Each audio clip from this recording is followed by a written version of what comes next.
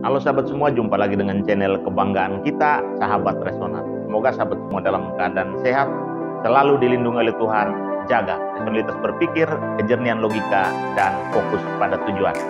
Karena hanya dengan cara itu, kita mampu mewujudkan semua mimpi dan cita-cita.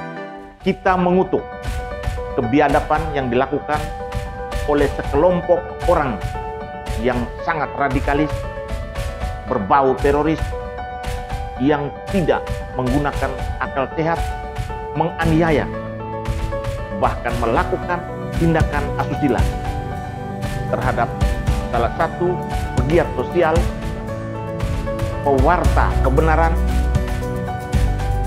akademisi yang juga memang sudah sepuh, yang tidak layak diperlakukan seperti itu di bumi yang namanya Indonesia. Simpati kita untuk Bang Ade Armando. Bagaimana narasi yang dibangun terkait dengan penganiayaan ini? Lalu apa yang harus kita telaah terkait pernyataan seorang Novel Bak Mukmin yang juga menyebarkan kebencian, yang tidak menunjukkan empati terhadap apa yang dialami oleh Ade Armando? Akan kita kupas. Namun sebelum itu, jangan lupa untuk like, komen, share, subscribe, dan tekan tombol lonceng sebagai bentuk dukungan kita semua terhadap pengembangan channel kebanggaan. Selesai demonstrasi yang dilakukan oleh aliansi mahasiswa yang tergabung dalam BEM seluruh Indonesia pada tanggal 11 April lalu, kegiatan yang sebenarnya mengindikasikan bahwa demokrasi di bumi yang namanya Indonesia ini sementara bertumbuh. Sebuah apresiasi yang luar biasa terhadap mahasiswa yang terus mengawal persoalan-persoalan kemasyarakatan, kemudian dinodai oleh tindakan sekelompok orang yang justru menjadi penumpang gelap dalam kegiatan demonstrasi dalam nada demokrasi. Besarnya jumlah demonstran dari aliansi mahasiswa ini, kemudian ketat serta rapinya demonstrasi yang dilakukan oleh mahasiswa, sehingga kita mampu membedakan yang mana mahasiswa dan mana bukan mahasiswa dalam barikade yang sudah dibuat begitu rapat, diatur sedemikian rupa oleh teman-teman mahasiswa. Namun pada akhirnya tetap saja selalu ada penumpang gelap yang memanfaatkan kerumunan, keramaian, dan potensi-potensi yang bisa mereka infiltrasi untuk mengamankan, mewujudkan impian mereka, yakni membuat kericuan. Dan dalam konteks kericuan, konteks kegaduhan di negeri ini, kita pasti tahu siapa dalang, siapa biang yang saban hari selalu memanfaatkan jalan, manfaatkan ruang-ruang demokrasi untuk kepentingan menjatuhkan pemerintah, mencela pemerintah, bahkan mungkin mengganti Pancasila dengan ideologi-ideologi, yakni ideologi keagamaan, ideologi yang sesungguhnya diakui di Indonesia, namun dipelintir dan dipolitisir untuk kebutuhan kekuasaan semata. Dalam konteks penganiayaan yang dialami oleh Ade Armando, kemudian beberapa TV nasional, bahkan salah satu TV swasta nasional melakukan talkshow terkait aksi demonstrasi yang juga dinodai oleh tindakan anarkis, yakni penganiayaan terhadap Ade Armando. Dalam talkshow itu, salah satu narasumber yang dihadirkan adalah Novel Bak Mukmin. Pria bersorban yang kita kenal setiap kali tampil dalam acara talkshow, yang dia sampaikan, yang dia ucapkan hanyalah kebencian. Narasi-narasi yang dia bangun tidak pernah didasari dengan kajian-kajian atau dilatari oleh hal-hal sifatnya teoritik yang sifatnya mencerahkan. Novel waktu itu menyatakan, ketika narasumber-narasumber yang lain menyampaikan pada tempat pertama, sampaikan empati, simpati terhadap Ade Armando, mengutuk kebiadaban, Novel malah mengaminkan tindakan dari para perusuh, dari para penganiaya, dari mereka-mereka yang gelap mata, yang menganiaya Ade Armando dengan pernyataan bahwa itu adalah akumulasi dari buntunya hukum di Indonesia. Novel Bak Mukmin bahkan belum mampu move on, karena dalam talkshow itu masih tetap mengangkat kasus kilometer 50 di mana laskar-laskarnya tewas akibat pembangkangan bersenjata terhadap aparat negara, yakni kepolisian. Novel kemudian menyatakan bahwa ada banyak hal yang janggal, padahal pengadilan telah memutus kelima orang ini benar bersalah. Kelima orang yang sudah tewas itu benar bersalah, dan Novel kembali menyatakan tidak mempercayai pengadilan.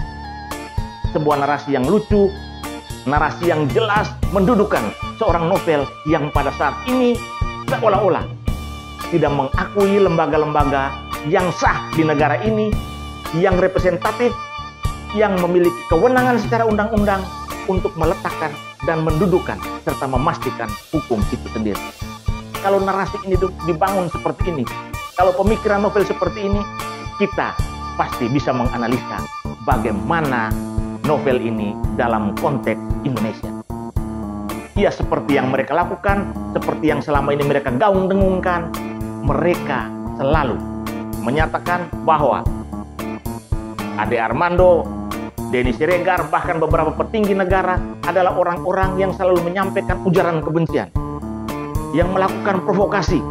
Padahal yang dilakukan oleh Ade Armando, Denny Siregar, atau pegiat sosial lainnya yang memilih jalur menjaga toleransi, yang memilih jalur berperang melawan radikalisme, yang memilih jalur berperang melawan terorisme, yang dilakukan oleh para pegiat sosial ini adalah mereka mendudukan persoalan. Mereka mengupas semua pernyataan-pernyataan yang sesungguhnya salah dan miring tentang Indonesia. Dan dalam konteks agama, wajib hukumnya siapapun anak di negeri ini untuk mengkritisi pernyataan-pernyataan yang berusaha melabelisasi negara ini dengan label agama. Karena negara Indonesia adalah negara yang sangat majemuk, mengakui kemajemukan. Makanya Pancasila dijadikan falsafah dan kepribadian bangsa. Terhadap pernyataan Novel yang menyatakan Ade Armando adalah penista agama, pernyataan ini juga patut didebatkan. Karena bagi kami ketika pernyataan atau ajaran agama yang sesungguhnya harus berada di ruang privat, diajarkan di ruang privat, diberikan kepada kelompok-kelompok yang juga mengimani atau seiman, tidak boleh sampai dibuang ke ruang publik.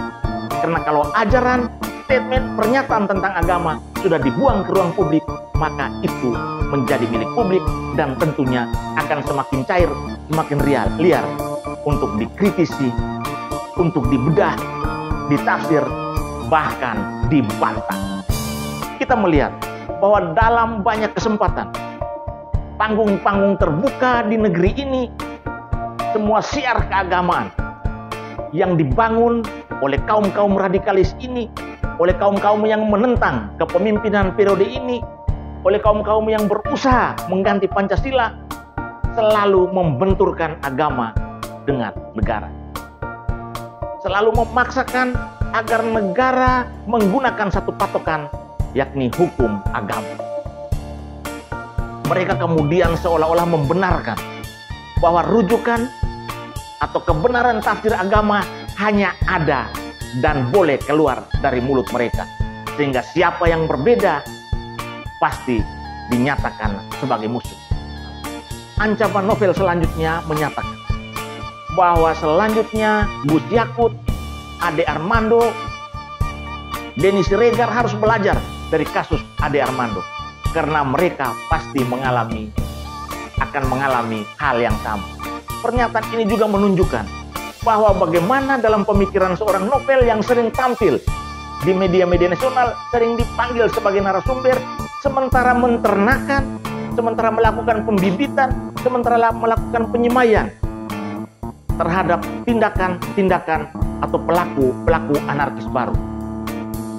Kejadian yang menimpa Ade Armando sesungguhnya menunjukkan bahwa di negeri ini masih banyak peternak-peternak yang sementara menternakan radikalisme, yang sementara membibit dan menyemaikan terorisme, yang sementara mengembang biakan intoleransi. Kejadian yang menimpa Ade Armando adalah sebuah langkah nyata, sebuah panggung besar, sebuah tirai yang terbuka.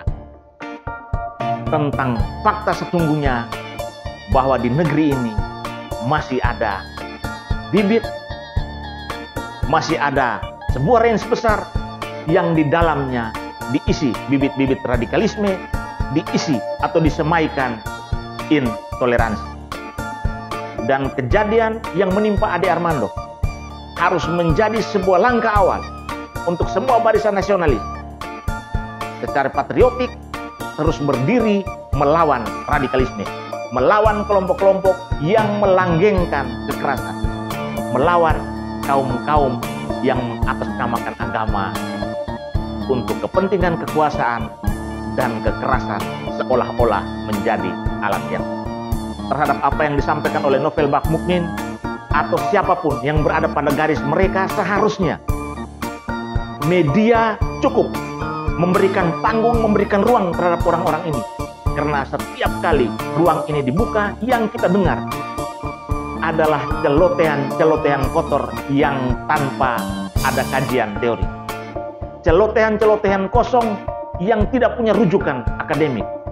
Yang dibangun adalah narasi kebencian, dan yang muncul atau keluar dari mulut mereka adalah ketidakpercayaan terhadap negara. Kalau mereka sudah tidak percaya lagi terhadap negara, apalagi yang mau kita pertahankan, apalagi yang mau kita percaya. Mari kita jadikan Indonesia sebagai milik bersama. Indonesia harus menjadi rumah bersama, dan Pancasila tetap menjadi satu-satunya falsafah dalam kehidupan berbangsa dan bernegara. Salam rasional.